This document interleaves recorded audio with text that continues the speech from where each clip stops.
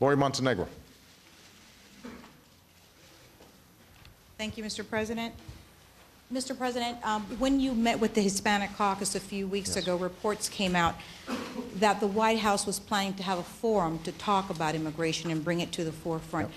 Going forward, my question is, what is your strategy to try to have immigration reform, and are you still on the same timetable to have it accomplished in the first year of your presidency?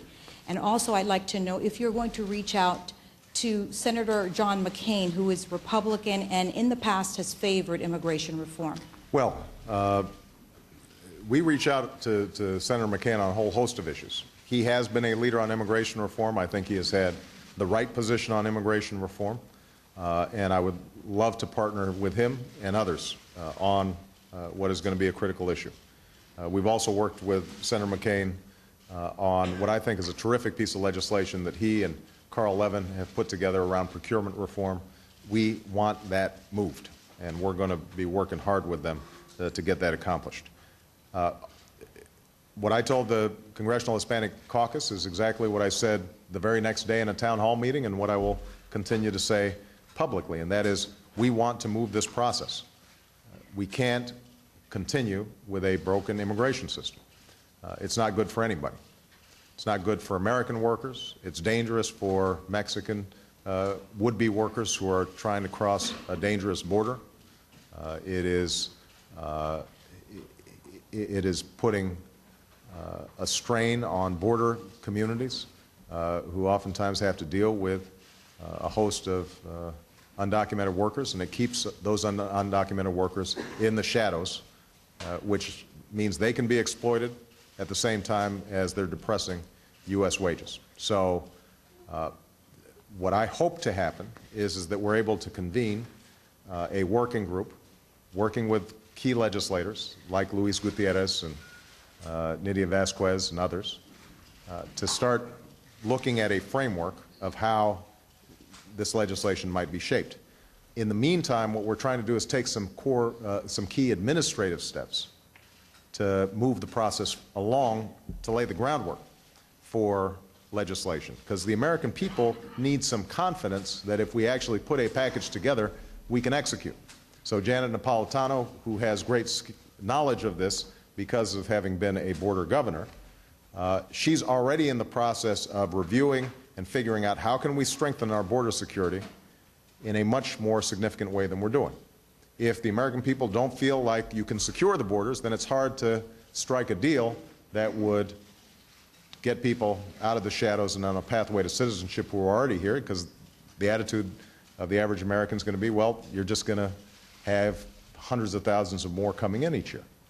On the other hand, showing that there's a more thoughtful approach than just raids of a handful of workers, as opposed to, for example, taking seriously the violations of companies that sometimes are actively recruiting these workers to come in. That's, again, something that we can start doing administratively. So what we want to do is to show that we are competent and getting results around immigration, even on the structures that we already have in place, the laws that we already have in place, so that we're building confidence among the American people that we can actually follow through on whatever legislative approach emerges. Okay? I see the process moving this first year, and I'm going to be moving it as quickly as I can. I've been accused of doing too much. We are moving full steam ahead on all fronts. Ultimately, I don't have control of the legislative calendar, and so we're going to work with legislative leaders to see what we can do. Andre Scholl, there you go. Thank you, Mr. President. To deal with, but that's not the hand that's been dealt us. And you know, every generation has to rise up to the specific challenges that confront them. We happen to have gotten a big set of challenges, but we're not the first generation that that's happened to, and I'm confident that we are going to meet these challenges just like our grandparents and forebears met them before. All right? Thank you, everybody. And President Barack Obama there on his 100 days in office, speaking to the Washington Press Corps and also, of course, to the nation beyond. He said as he was leaving there, Mike Duffy is joining me, from assistant managing editor from Time magazine. As he was leaving there, Mike, he said, this is not the hand that's been dealt me. My God, it's not the hand that was dealt him, he thought, wasn't it? It's funny, he said twice, if I could have had a leaner portfolio, Caddy, I'd have been thrilled. Just a bad economy and maybe Iraq, but instead I have the worst economy in 75 years and all these other problems. At one point he said most presidents have 2 to 3 big problems. He has 7 or 8. He covered a huge range of issues. The one thing that struck me is that he didn't spend a huge amount of time, though, on the economy. Neither did the reporters. He came in saying, it's a work in progress, we've just begun. He said, I'm proud but not content. And then he went off to saying, we're going to do health care, we're going to do credit card reform, we're going to re-regulate the banks, we're also going to fix the Pentagon. But the questions really weren't about those things. They turned out to be about stuff that really is some leftover business: torture, secrets, abortion, and the auto companies. Okay, Mike Duffy there, assistant managing editor of Time magazine. Thanks very much for wrapping up that President press conference there. Please join me here in about an hour at 10 p.m. Eastern Time. We'll be having a special edition of BBC World News America. I'm Katty Kay. This is BBC News.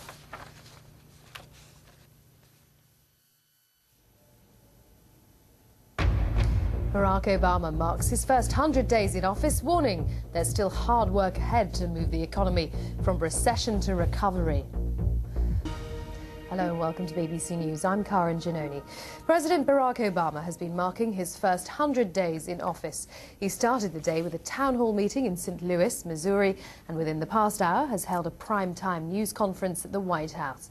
His first 100 days have been dominated by the global recession, the crumbling U.S. car industry, as well as the wars in Iraq and Afghanistan. Now he faces a major domestic emergency with the outbreak of swine flu. Well, the U.S. has seen its first death from swine flu, and President Obama says he's been in constant communication with top health advisors. At this point, they have not recommended a border closing.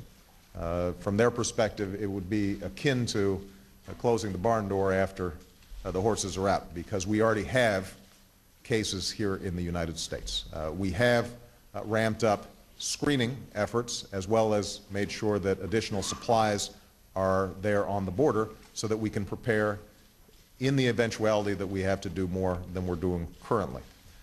But the most important thing right now that public health officials have indicated is that we treat this the same way that we would treat other flu outbreaks, just understanding that because this is a new strain, we don't yet know how it will respond. So we have to take additional precautions, essentially take out some additional insurance. Now, that's why I asked for an additional $1.5 billion so that we can make sure that everything is in place should a worst-case scenario play out. Mr. Obama reflected on the past 100 days and outlined his government's plans for the future. I think we're off to a good start, but it's just a start. I'm proud of what we've achieved, but I'm not content. I'm pleased with our progress, but I'm not satisfied. Millions of Americans are still without jobs and homes, and more will be lost before this recession is over. Credit is still not flowing nearly as freely as it should.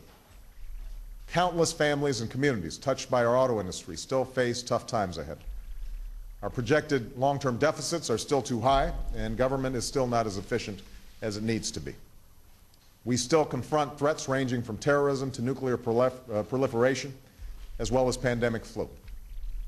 And all this means you can expect an unrelenting, unyielding effort from this administration to strengthen our prosperity and our security in the second 100 days and the third 100 days and all the days after that.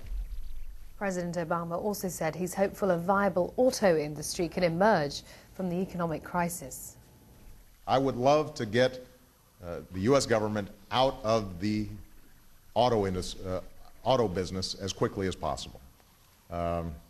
We have a circumstance in which a bad recession compounded some great weaknesses already in the auto industry, and it was my obligation, and continues to be my obligation, to make sure that any taxpayer dollars that are in place to support the auto industry are aimed not at short-term fixes that continue these companies as wards of the state, but rather institutes the kind of restructuring that allows them to be strongly competitive in the future. I think we're moving in that direction. Turning to swine flu, the World Health Organization has urged governments around the world to be on high alert and take precautions as a matter of urgency to prevent a pandemic.